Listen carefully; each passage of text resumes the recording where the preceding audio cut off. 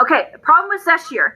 Okay, so yes, he is the dark arms energy that resides within Sonic, so he could be used as a weapon. I mean, that's the thing is that's one of the only few things I like in this series, but I still doesn't. And everybody be quiet and listen until I'm done.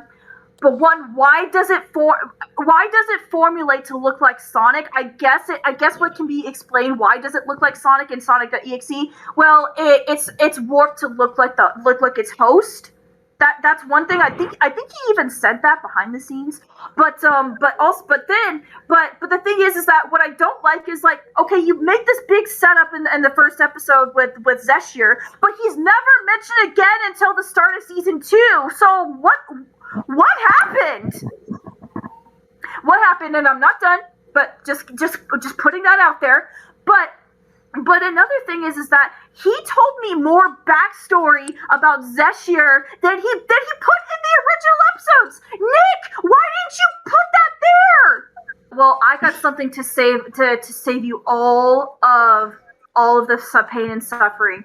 Right now, I'm gonna go ahead and give you a little preview of my rewrite. It's just a few sentences, just to show the difference. The difference is gonna be night and day. Are you all ready? Everybody mute. Everybody mute. I need you to tell. I just knew, and it's not 100% perfected yet. It's still in early stages. But here we go. Okay, I'm gonna share screen. I hope everybody can see it. And everybody can make your comments in the no mic. Where's my phone? All right.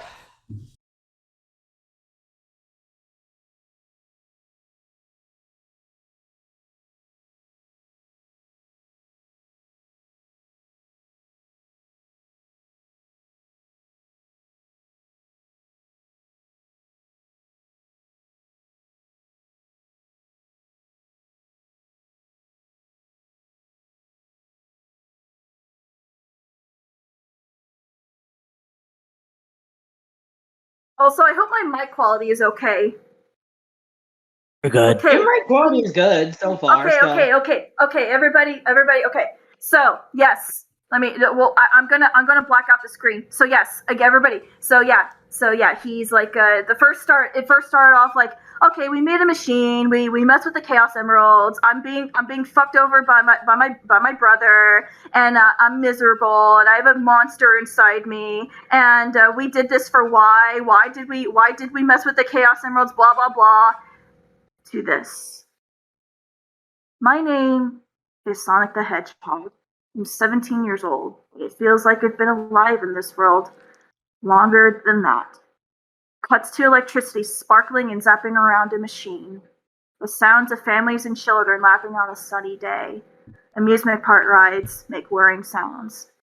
Sonic sits in silence on a chair, bleeding from his forehead. This is how I became the monster and the hero of my own story. Rewrites. A face. That's all he knew. In darkness, screams, the sounds of flames crackling in the air. A figure in a green robe stared at him. The child stretched its arms to him.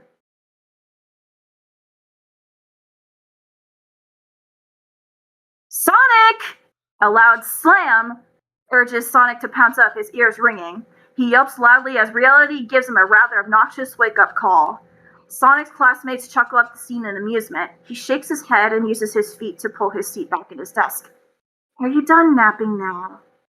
The teacher, Mrs. Lightfoot, has her arm tucked under her chest and a dry erase marker. One pathetic sub-story later. Just like him. Blast, sit down. We're getting a warning. Mrs. Lightfoot gave Blast a cold glance before returning to the board, continuing her duty.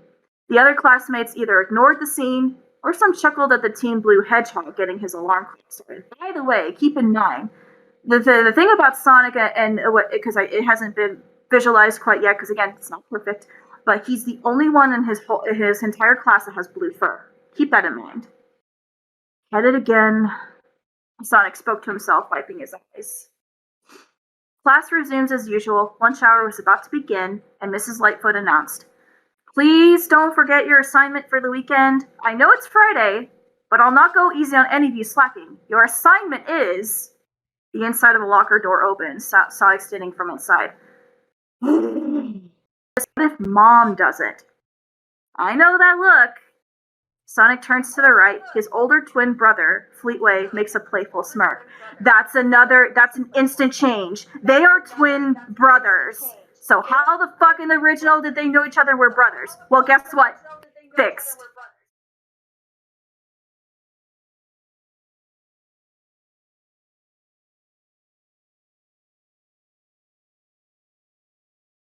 Fleet-Uni has golden brown fur and bright green eyes. He takes his backpack, sets it on the floor, and stores his books in his locker. Blasting his asshole lackey added once more. Sonic rolled his dark green eyes and exhaled loudly. No, but I'd rather face with him than ask Mom what I need to do. Fleet-Uni shut his locker, his smile faltering completely. I feel you, Sonic, but you can't just ignore the assignment or you get a big fat... Makes the L sign with his thumb and index finger. Sonic slumped his upper body, trying to look as defeated as possible, and begs his brother, Come on, Fleet, I need help with this one. You know how she gets. No can do. Besides, Fleet puts one hand on Sonic's shoulder. I'm more concerned about the dream you had. You saw, right?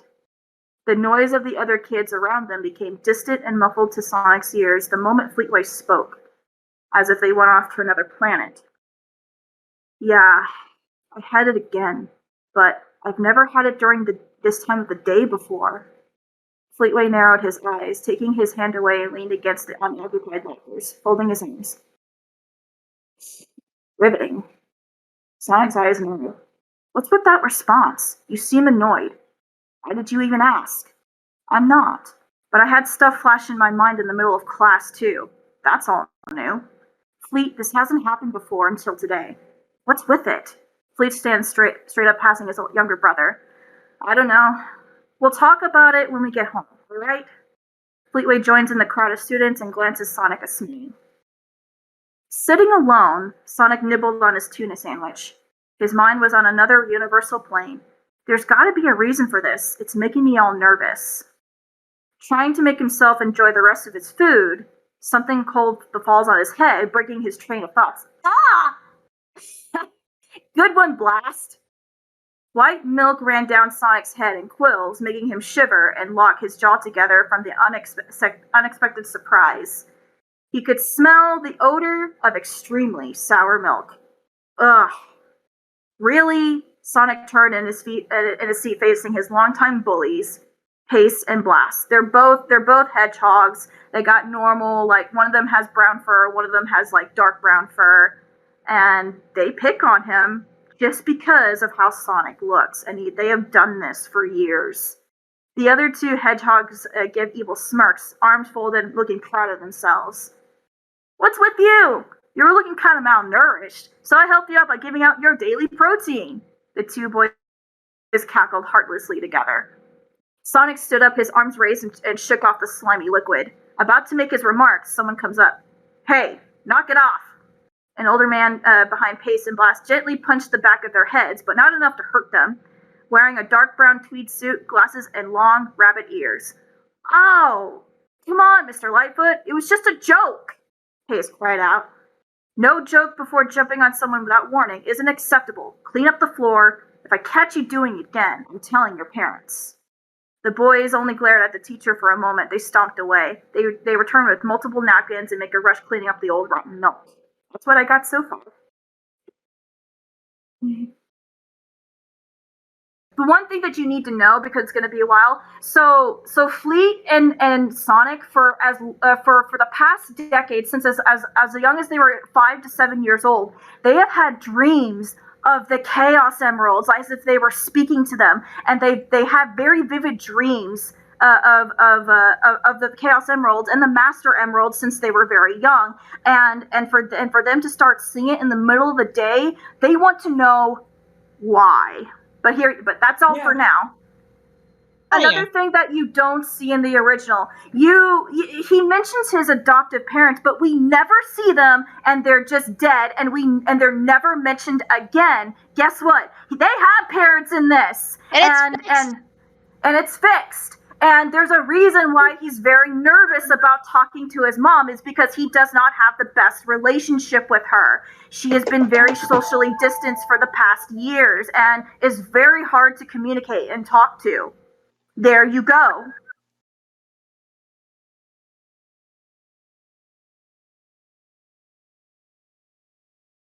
In the beginning, when he was having his dream, the first thing you notice.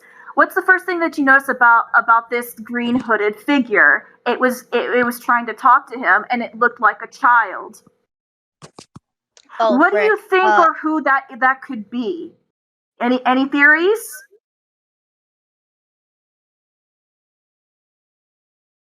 Let me tell you something really cool about what I'm asking for, because what I implemented was not my idea, guys. It was Melody's.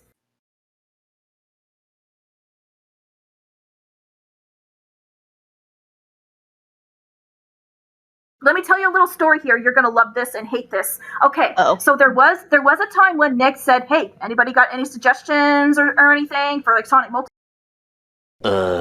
You get the idea. So Mel presented her idea. Guess what? He completely ignored her.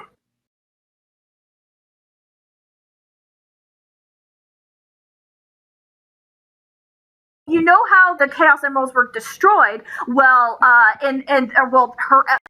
her idea was that the Chaos Emeralds are not destroyed. Well, because he ignored, well, guess what? The Chaos Emeralds are in this story, and they play a massive role into the story. And guess what? His loss is our gain.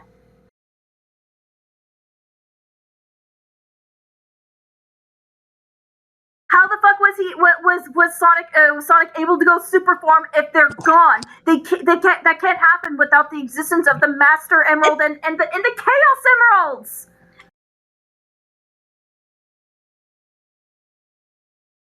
They also maintain balance of the multiverses, of other chaos energy from different worlds. They play a big world. So how can you just cut out at the very first start of your story? How do you just blatantly cut that out? You're an idiot. You don't.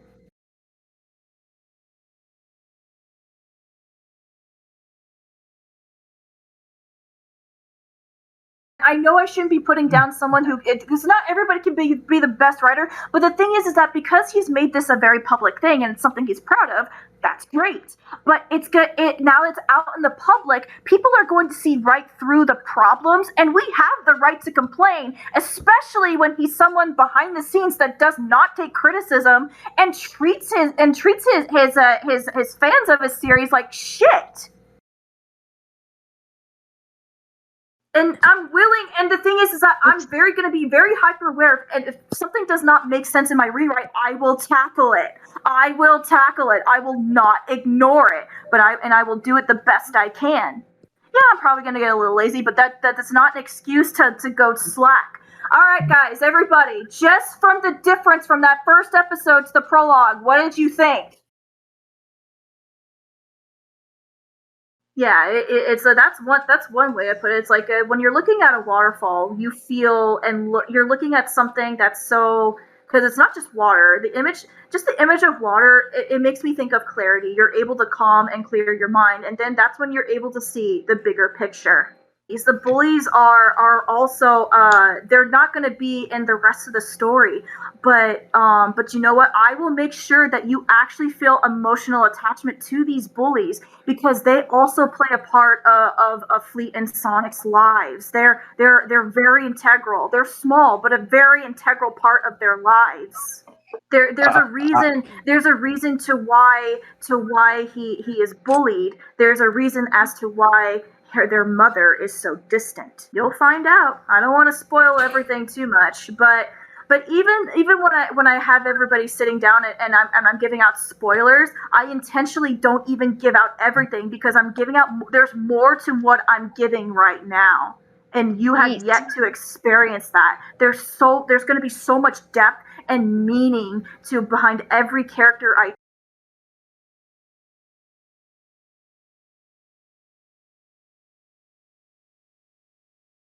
There's also horror and psychological drama and horror to it that's going to happen to it as well. notice. Oh yeah, another thing. I need to show it right now. Actually, just from the first.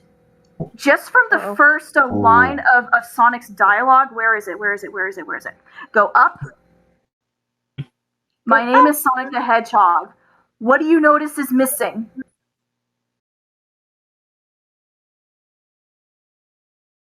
Guys, I intentionally left it out as multiverse because he's not multiverse Sonic in the start of this series. This is a completely origin story for Sonic. He doesn't become multi-Sonic until the very end. This is how I became the monster and the hero of my own story. And anybody that's a big writer buff, I think they would be like, "Oh my god, that's genius!" If they wanted, if they felt that way. Guess what? Well, guess what? Unfortunately, Eggman will not be in this series. But if I ever planned, I want to try and make open ends for Act 3. So right now you're on you're in the prologue and on Act 1 and then Act 2. But Eggman can be in the series, and Shadow won't be until Act 3. But guess what other characters are going to be in this later on? So another thing that I'm fixing, Knuckles will not be killed in this series. I just felt like he just died. He just died, and then now he's brought back just for the sake of to be a part of a plot. But it's like it could have been done so much better. But okay, and so you know what? Within this prologue, guess what? You'll see a glimpse of Amy in here. You'll see her. Oh. Yeah, she's gonna be in here. But I prefer not to. There's not gonna be like any like romantic side plot. No, because that's not. I'm sorry. I just don't. It's like, you know what? Even if I wanted to, and I know I would do it just fine. I know I would do it really well. But that's not the main focus. And who else? Who else is missing?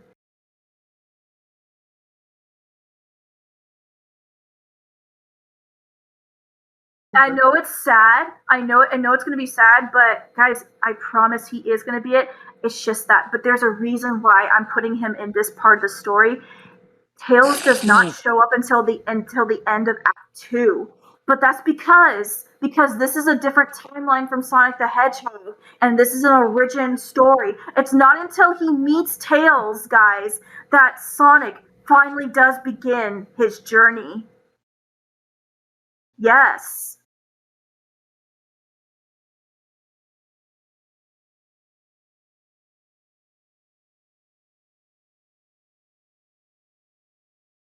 He will have become the hero, but he has so much to learn and from that he finally meets Tails. And you know what? It's going to be really emotional. I think it's going to be emotional for all of you too, because I bet it's not as there's so much missing from the original and so much potential, but you feel like without Tails, how can you call this Sonic the Hedgehog? Like his biggest support, his like, oh my gosh, like how can you leave out the most important person in Sonic's life? Two more things before I ended off with the rewrite, like before I stop talking. Two things. How my multi-Sonic meets Tails is kind of fun, but it's also a callback to the Fleet-Uni comics.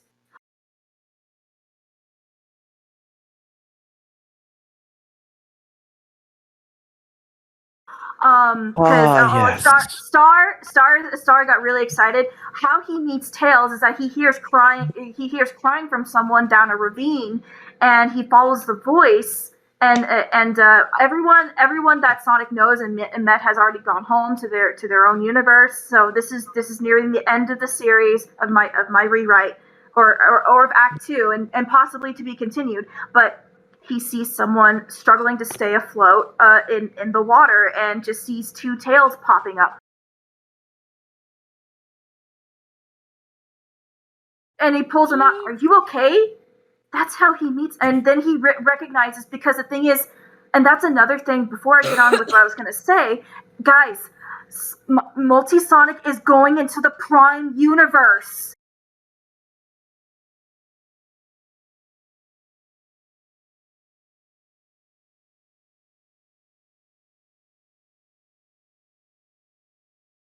He's going to the Prime universe. Now that is how you connect a multiverse with a Prime universe, because there is a reason he has to go there, and I won't spoil it, but you will find out why. But that is how you intertwine something that's canon with an AU like that. And the thing is, he got to see the Prime Tales there.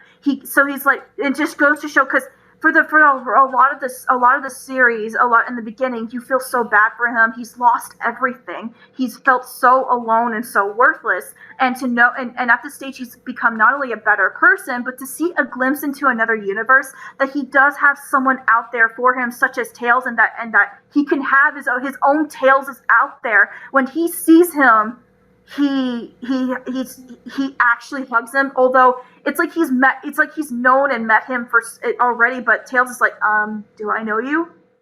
No, but it's not a bad thing. It's not a bad way to start, but start to know me. So that's how he meets him, and that is the end of my rewrite for then.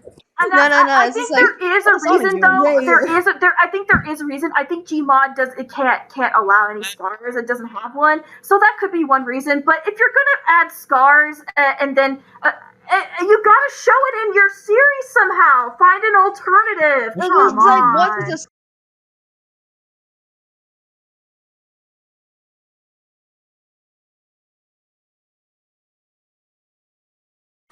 Okay, but that's all, guys. But so far, I had so much fun. The thing is that I have to. I'm so passionate about this, and I know, and I'm not trying to start drama.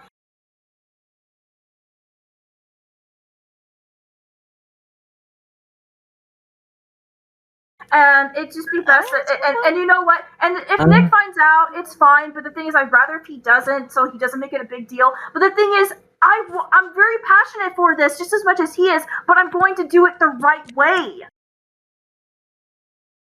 Why do you want to reboot it? I'm so confused. You get his permission, because I don't want him bitching at you.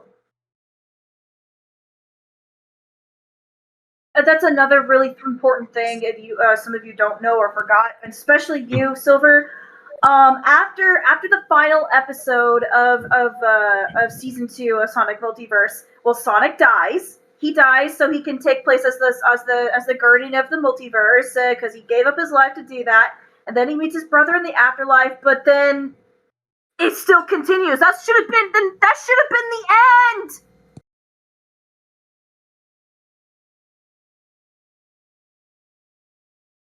And thank you for bringing that up. Can you make anything new or refreshing? At least I'm taking something that's old and I'm still putting something new to it, but it's going to be more structured.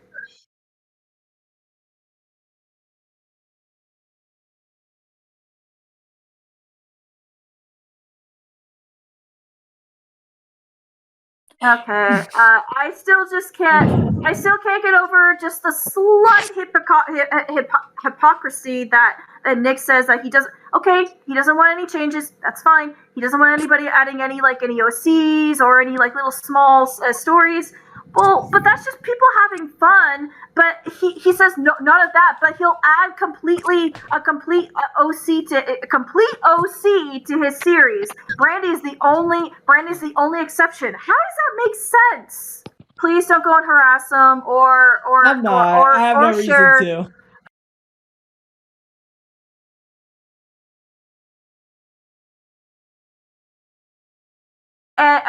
Or at least for now, don't share what I'm doing, because this is within the privacy of my own work, and I'm not going to put it public unless I feel more safer to.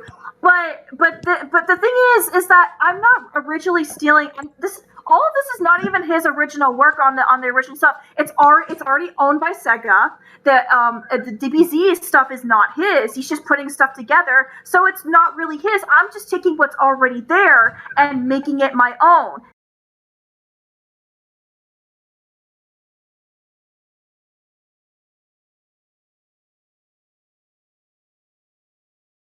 He doesn't understand he doesn't understand. Complete deviation. He doesn't understand about fair use, and that's another thing that I get so hurt and mad about is how he set his entire server to go after someone that re-uploaded a small harmless clip as a way to say, hey, this is awesome, this is my favorite clip, and he sent his entire server to harass this person to take it down. That's how you repay your fans?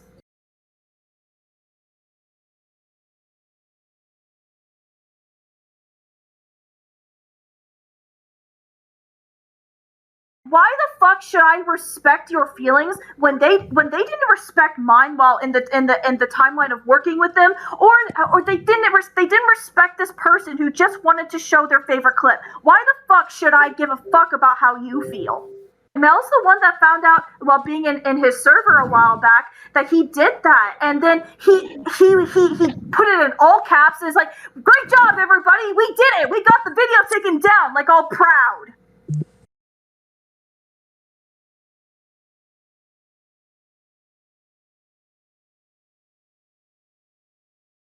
There's another thing I need to point out that Mel also found in his server is that there are these two people, I don't know their names, but someone asked something completely harmless. It was a girl. She asked someone like, "Hey, can you draw me?" And remember that Mel? So this person asked someone, "Hey, can you draw me?" And then Brenna's like, "Oh, you don't." What was her response again, Mel? How did she say it? What was Brandy's response? Because they were just asking a simple question of someone. Hey, can someone draw me? He's like, "Oh, we don't. You can't do requests on the server like that." What the heck? And it wasn't long before some other people also complained to me that it seems like in some ways people are not allowed to have fun in the server. Wow. But still they give off like stuff that's very diplomatic. Like, how can you enjoy being in this server if no one's allowed to have fun, no one can't ask questions or anything? We can't show, and like, you know what? How it's like, I think fans should be allowed to express their love for the series, other than just fan art. What is wrong with that? But that just all narrows down. But that's just gatekeeping and narcissistic behavior. He listened and he learned his lesson. Okay. Did he apologize? If he apologized, then all's forgiven. Then he shouldn't get kicked out for something he apologized for. This is how you repay your fans. Even if they make a mistake, you don't just demonize them and get rid of them. They're still human at the end of the day. But when they're giving, I hate to put it, so when they are sucking your cock and giving you all this appreciation, you treat them like shit. And lastly, this is why Nick and all of them, they don't deserve respect, and this is why the original series does not deserve any respect. Not just because of how bad it is, but the creator is just shit.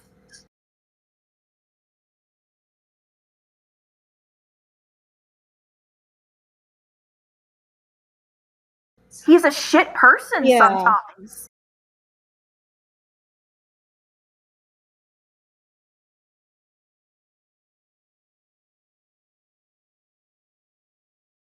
Also, I want to point out that Blake was acting mostly because of what he did to me, but pretty much forcing me to see that freaking message. And to those that don't know, Blake, not just me, but he has inflicted some trauma on Melody, did something very traumatic to her. He sent a message to Mel to give to me because he was pissed off at me, and he said some very horrible things about me, and not only did he expect Mel to give it to me, but when she read it, she was so upset and hurt, it sent her into a panic attack. She thought she had to go to the hospital. That was traumatizing. And mind you, people, for the ones that don't know me, I just turned 35. I was 34 when I was given this message. He's younger than me, and he put me, an older woman, into a panic attack. Yeah, and she's someone that has a bit of health issues, right? A bad back and ankle. Yeah, and knee, because I ended up bashing my knee by accident in the 6th And what's twisted is that okay, not so within the context of the message, not only do we see him for who he really is, but he dead named me, he insulted me and called me names and expected for Mel in some way to take his side, as if I was the villain.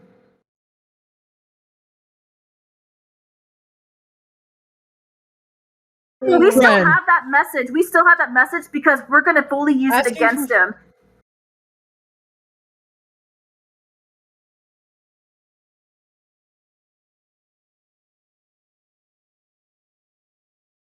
Burn it, take the ashes, and then dump it in the ocean or a lake.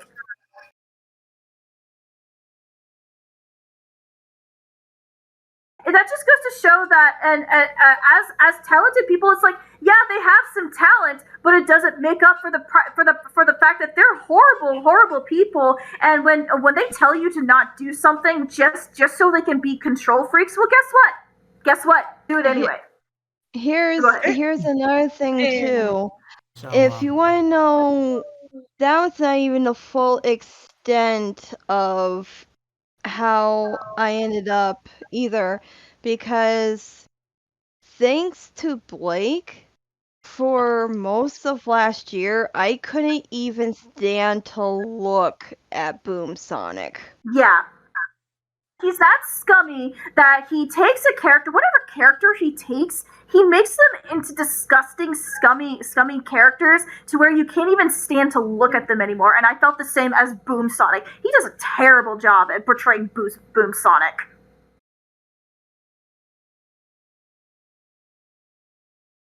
Just because you can do the voice does not mean that you do a good job of the character. I know that's your interpretation, but he's not even his character. The way he portrays him is not even canon to the show. And I'll say it for you, Mel, that she couldn't stand Boom Sonic anymore. She had to stop watching the show on her DVDs, and she buried her plush of Boom Sonic into the ground for a while. It affected her and me that much.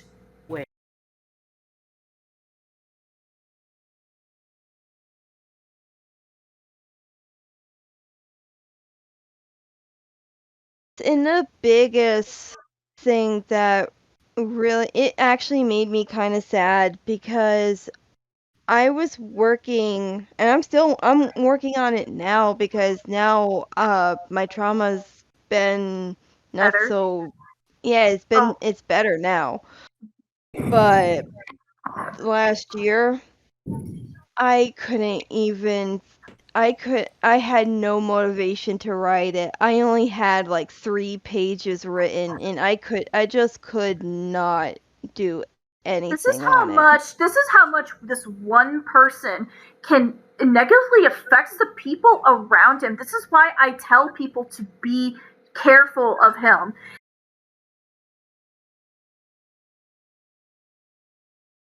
He has put people such as me to feeling suicidal, and he doesn't care. He has no remorse. Not kill him, but Silver.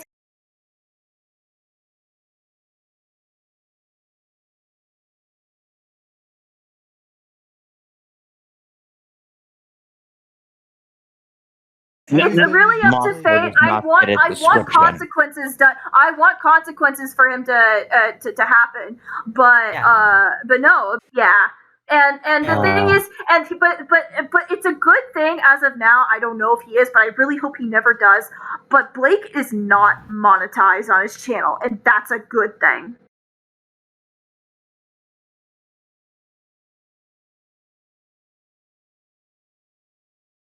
He came back. He came back. So that all that was just to get everybody riled up, and it had a negative response in the ways that it shouldn't have happened, where he shouldn't have gotten death threats to that level. That's really fucked up and messed up. But that was just his way of riling everybody up, because well, a lot of people will do this. They'll bring up a big deal of something. It's like, oh, it's the end, but then they bring it back. But for a narcissist, it's all child's play.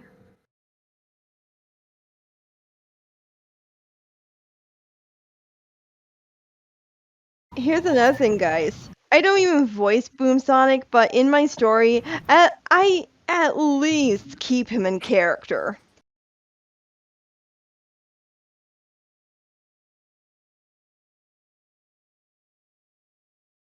Me too. And Yeah, guys, because I that's what a completely character's supposed to forgot be. to mention. I almost forgot to mention. Of course, as the writer, as I'm making the rewrite to Multiverse Sonic, my Fleet and Boom aren't gonna be in it, and they're gonna be portrayed correctly. I'm not doing anything. I'm just writing some beloved characters.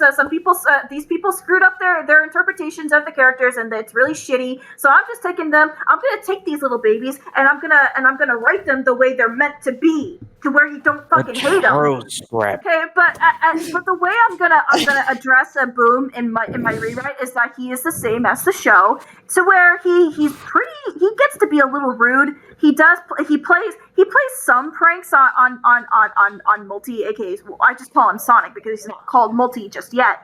But oh boy, is he a bit of an asshole towards my Fleet, where he'll play pranks on him and everything, and they get into fights. But there's gonna be a chapter in my rewrite where Boom takes a prank too far, to where not only does Fleet get hurt and he actually bleeds. Fleet is so hurt by this prank that he's trying to hold back tears, and he's trying to hold himself from losing it and possibly hurting him.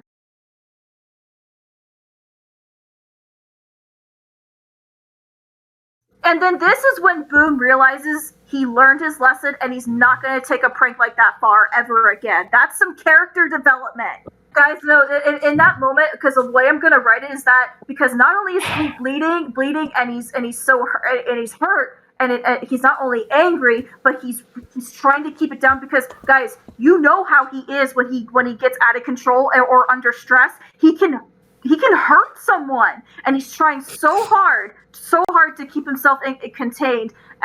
He's able to do it. He manages to do it, and he's just like, you know what? Just don't talk to me. Don't be near me.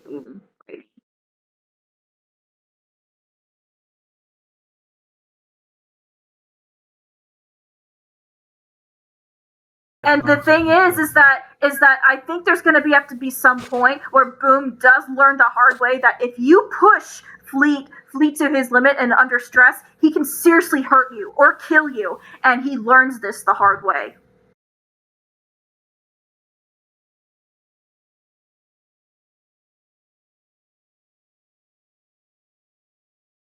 Now that is how that's what I wanted to see in the Tri-Speeders, but because they were such assholes and I had to leave the Tri-Speeders, me and Fleet left because of the lack of respect and human decency, that never happened. But I'm taking it in my hands now. Because all of you that at the time when the Tri-Speeders was happening, weren't you all excited for us? Again, it's a multiverse thing. It had Boom, my baby boy, and then Multi in it. Well, I had to, and then when you all heard that I announced that it's canceled, and you didn't know what was going on behind the scenes. Now what do you know? Now you know why. Because the lack of respect that was mostly Blake. He had no respect for me. That's why. And it's because of his selfishness and narcissism that it will never happen. But actually, it will happen, and under my control. I get to make the rules this time.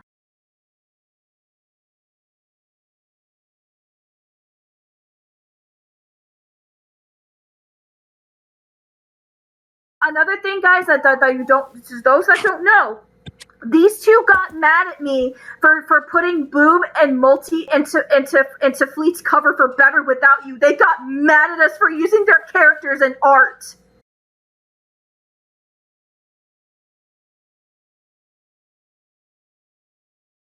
It was also the art was done by my good friend, and they've made art for them. So okay, so that's another hypocritical thing of that they did right there. So they're fine with people making fan art of their characters, but when it comes from me, I'm a piece of shit.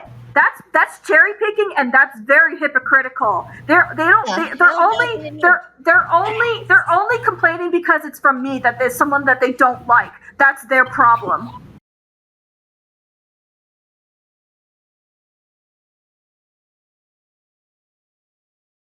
They're getting their asses kicked while happy music just plays. This is average Kirby game.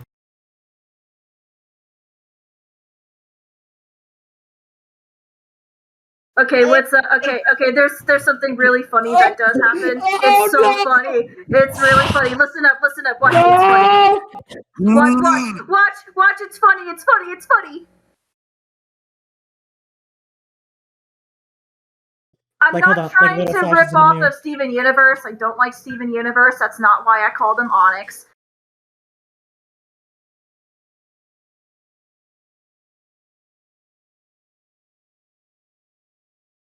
He's called Onyx because he is the very definition of a being with no heart, a black heart, and he is black. He is black all over, and he is racist. He is no.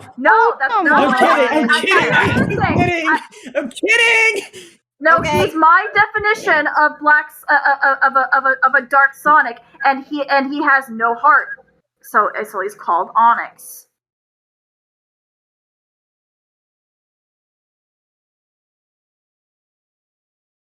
I'm sorry. I'm sorry. I don't like Steven Universe. Instead of freaking Zeshir, goodbye. I liked you, but I got other things I can make it so much better. No, my interpretation of a Dark Sonic, just by comparing to the first episode and then seeing my rewrite. What did you all think? One at a time.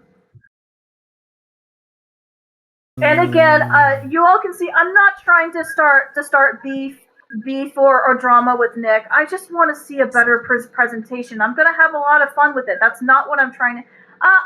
Okay, I may be attacking him a little bit, but it's also a small part of me is also doing it because it's a little out of spite because he can't be bothered to like not only like at least like try to improve, but he can't be bothered to have at least like common respect for people. And so he had no respect for me, or did Blake. So that's why I'm doing it out of spite because of lack of respect for me, and I can do a much better job.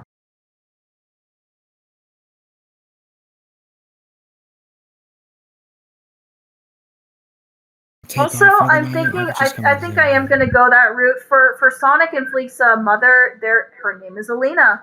I know who it is.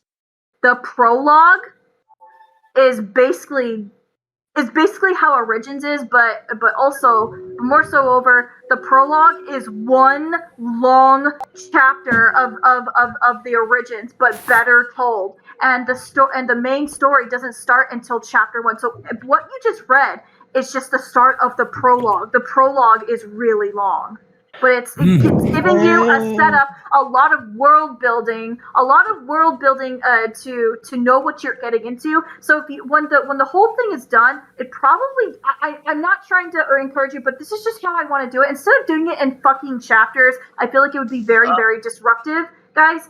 It's gonna be in one chapter, and it would take it's like basically an hour opening special of a series. I can't wait to make this into a series in the future, and Nick can't do anything about it.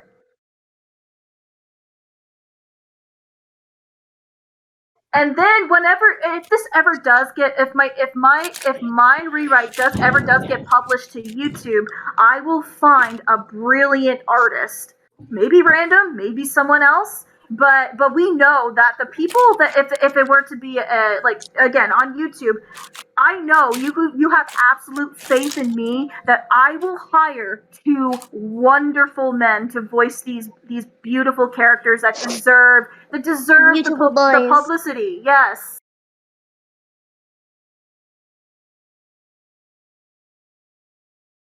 So the last thing I want to say before I wrap this up, then, I swear I'm not trying to steal anything because originally the work is not his. The work is not his. I'm just making it my own interpretation. That's not stealing. I'm not like Ken Penders here.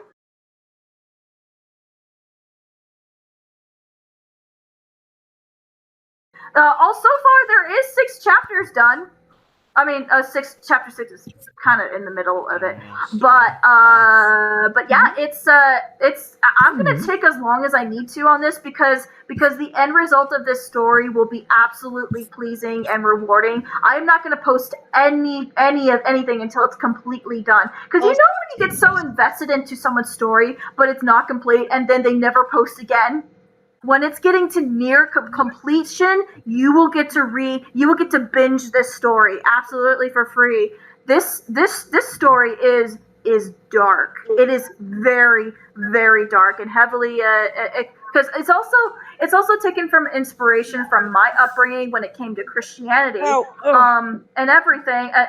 Again, it's not meant to push. And if anything, the way I have the story goes about, it's meant to help people look at religions and religions on a very positive, non-judgmental light and perspective.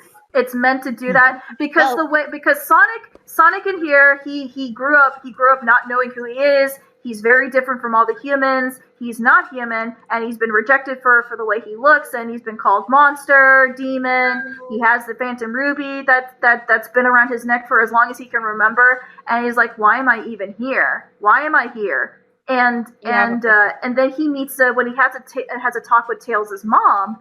She says that I believe that Infinite. By the way, Infinite is the god of this universe, and the Phantom Ruby used to belong to him in this story. But she's like, don't give up. I believe he has a purpose. He has a purpose for you, and I think that purpose will find you when it's ready to come. And also it's like because there are really good Phantomness characters in this story that are religious, just like Tails' mom. But then there's really, really awful ones that use their religion to hurt people and be so self-righteous. That's the kind of thing I grew up on. But I promise the readers when they read about the religious part of the story, I promise you, it is not meant to. I promise the way I'm going to write it is meant to be non-judgmental and very loving and welcoming. I promise.